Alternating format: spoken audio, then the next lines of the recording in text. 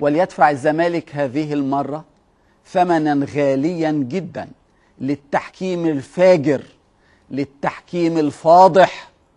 وليدفع الزمالك هذه المرة الثمن، وليدفع عصام صيام رئيس لجنة الحكام المشبوهة ثمنا لإصراره على تعيين ياسر محمود.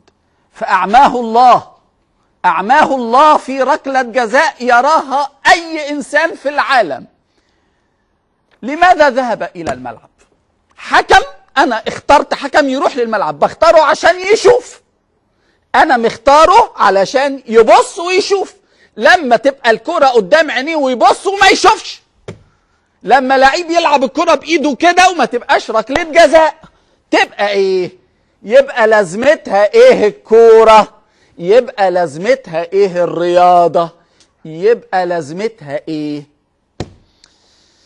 قلنا التحكيم فاجر، وقلنا إن التحكيم فاسد، وقلنا لازم يجي حكام أجانب، لازم الناس دي تقعد في بيتها، لازم يسورة وقدورة على بيتهم. ده على بيتهم ده رحمة، دول ما يقعدوش في بيتهم، كلنا عارفين يقعدوا فين. امبارح فجور في ماتش الأهلي وحرس الحدود، بس ربنا رايد إن الأهلي يكسب. النهاردة فجور في ماتش الزمالك ومصر مقصة، بس ربنا رايد إن مصر مقصة يكسب. في إيه؟ هي مين اللي بيحدد نتائج الماتشات يا جماعة؟ مين اللي بيحدد نتائج الماتشات؟ الكورة ولا الحكام؟ أنا عايز أشوف الجول اللي اتلغى، عايز واحد عنده عقل وعينين يقول لي المساعد شاف إيه. صحيح الزمالك كسب قبل كده بجوال اوفسايد برضه، فجر برضه، إنما دي لا، ارجع لي سنة سنة سنة سنة سنة، بس هنا يا جماعة، والنبي ما تحركش الصورة خالص خالص. محمد عبد الشافي على خط منطقة الجزاء، صح يا رجالة؟ جميل قوي.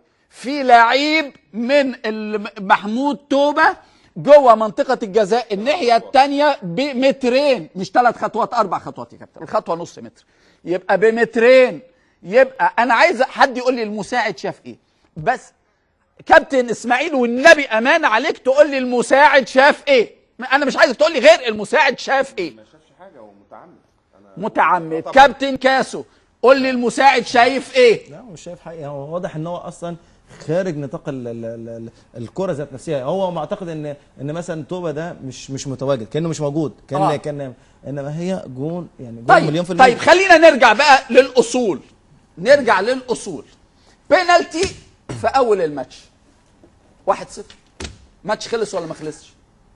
وطرد لحسين حمدي، لا انذار بس، لان مش فرصه هدف محقق، بس بعد كده كان هيبقى طرد لما عمل كده. خلاص جول، قلنا بلاش، خلاص البينالتي الحكم. طب الكرة الثانية بخلص الشوط الأول متقدم 1-0، بلعب ضد 10 لاعبين، بتختلف خلاص. بتختلف طبعا، المساحات بتفتح ويبتدي المقص عايز يهاجم، نادي الزمالك يقدر يستغل المساحات دي ان هو يجيب جون تاني وتالت. طبعا بتختلف. قبل ما اروح لزميلنا محمد عبد الهادي في